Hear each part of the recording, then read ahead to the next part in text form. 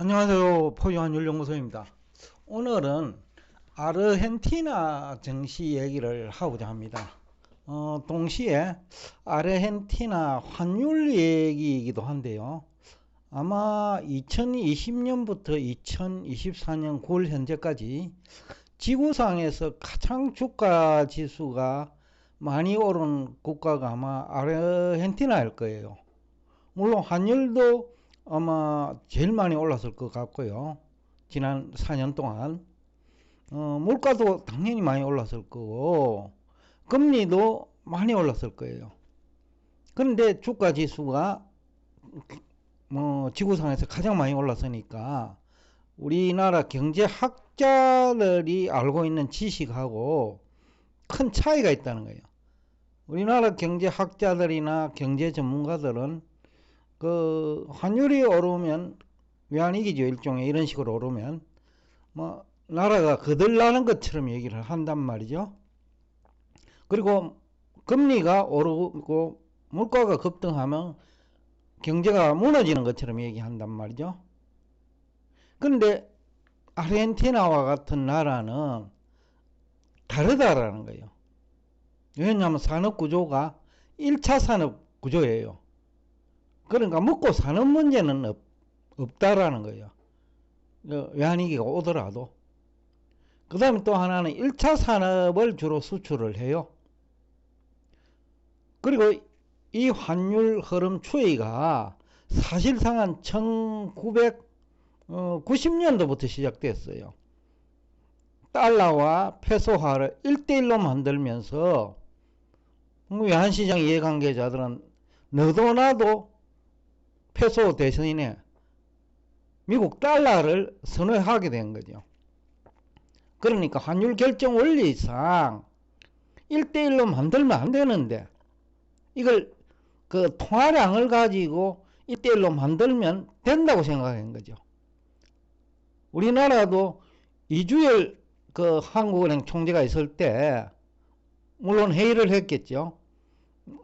우리나라 환율이 OECD 국가에서 유일하게 1000대1이니 이 통화량을 줄여가지고 1대1로 만들거나 10대1로 만들자는 거죠.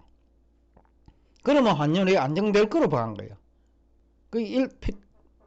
아르헨티나를 보면 그것이 정답이 아니다. 한국은 더욱더 정답이 아니다. 왜? 우리는 1차 산업이 없단 말이죠.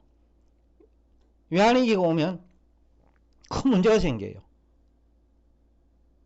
다 망할 수 있다는 거예요. 국민 모두가.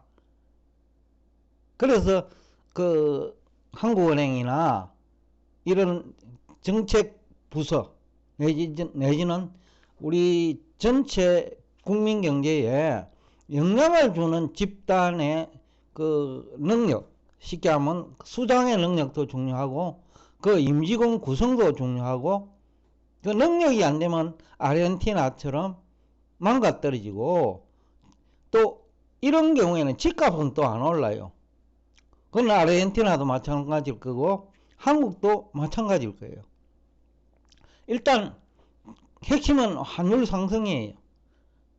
2020년부터 2024년 9월까지 페소화 가치가 거의 5배로 떨어졌어요. 그 얘기는 물가가 급등했다는 얘기이면서 금리도 큰 폭으로 상승했다는 얘기이면서 재미있는 것은 여기서 우리 한국이 이익이 급증한다는 거예요. 쉽게 하면 환율 대응이 됐다는 겁니다. 한국의 경제 전문가들이나 외환 전문가, 은행 외환 딜러들 환율 대응이 안 되잖아요.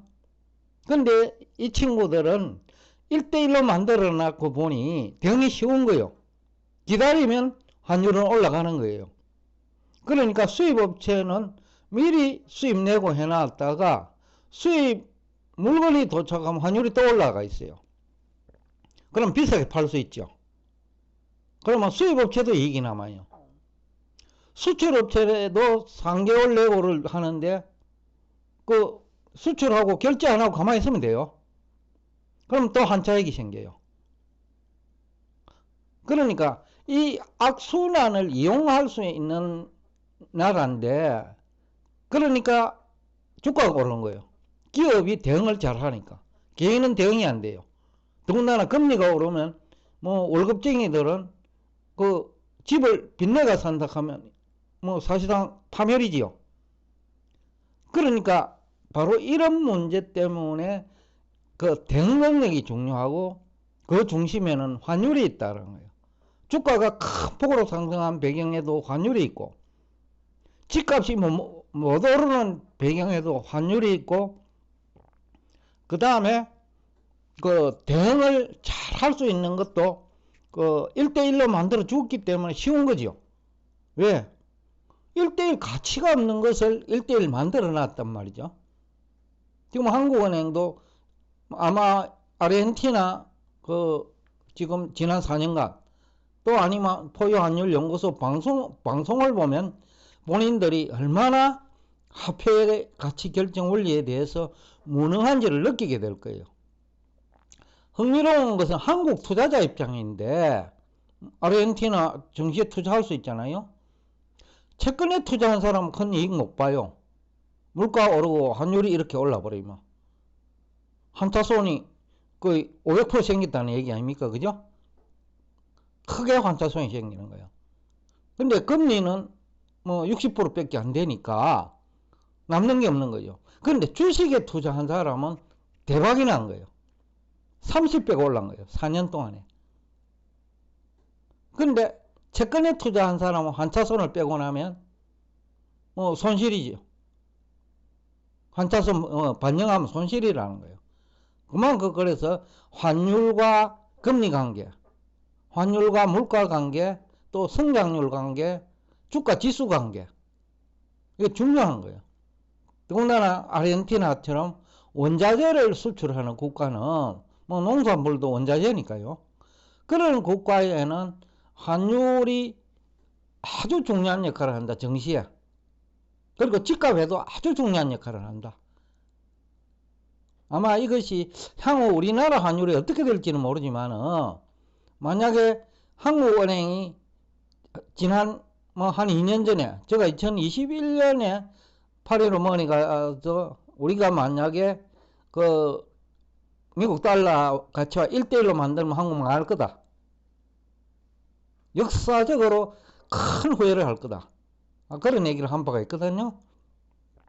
지금 우리나라에 뭐 학자들 중에 그런 사람 많아요. 통화량을 줄이면 미국 달러와 1대1이 유지되는 줄 아는 학자들 많다는 거예요. 아마 90%는 그럴 거예요. 우선 한국은행 임직원이 그렇게 생각을 했다는 거예요. 그 얘기는 한국은행 임직원이 다 스카이대 출신이에요. 그리고 동료들은 대학 교수도 있고 경제연구소도 있어요. 이 얘기 들었을 거란 말이죠. 그러니까 우리나라 지식인들의 특히 경제 경영을 한 사람, 뭘 하는 전문가들의 수준이 정말 위험할 정도로 무식하다. 아는 게 없다라는 거예요. 제가 며칠 전에 우리 창립총회 하면서 그 자리에서 얘기를 했어요. 우리나라 경제학자, 경영학자는 알아야 될 것은 모르고 몰라도 되는 것은 엄청 많이 알고 있다. 오히려 알고 있으면 크게 손해가 되고 위험한 지식은 머릿속에 가득 차 있다. 그렇지만은 꼭 알아야 되고 부가가치를 창출할 수 있는 지식은 전혀 없다. 그래서 우리 주가지수는 지난 4년 동안 다른 나라 주가지수가 엄청 오를 동안에도 내린 거예요. 10% 이상. 바로 환율에 대한 지식이 없고 화폐에 대한 지식이 없기 때문입니다. 또 대응이 안 되고 있죠. 화폐가치 결정 원리를 모르면 외환시장 대응이 안 돼요. 주식시장 당연히 충격받죠. 왜? 대응을 못했으니까 기업들이. 그리고 또 대응을 못하면 부동산에 괜히 들어가가지고 금리 올라가고 또 당하죠. 부동산도 대응이 안 되는 거예요. 화폐가치 결정 원리를 모르면. 결국 금리 결정 원리 모른다는 얘기가 똑같은 얘기거든요. 여튼 지난 그 4년간 아르헨티나, 인도, 그리고 미국 나스닥 100, 일본 니케이 225, 그리고 우리 한국의 코스피를 비교해 보면 아르헨티나는 30배가 올랐어요. 환율 5배 올라간 거 빼고도 25배가 남은 거죠. 미국 투자하는 보다 훨씬 낮는 거고, 인도보다 훨씬 높고, 나스닥 100이 가장 많이 올랐는데, 그거보다도 한 몇 배입니까? 3배도 아니에요. 60배가 올랐다는 거예요. 나스닥보다. 바로 경제를 이해하느냐, 안 이해하느냐에 따라서 자산시장에서는 폐가 망신할 수도 있고 엄청난 이익도 창출할 수도 있다 라는 얘기를 하면서, 그리고 환율만큼 중요한 경제지표는 없다.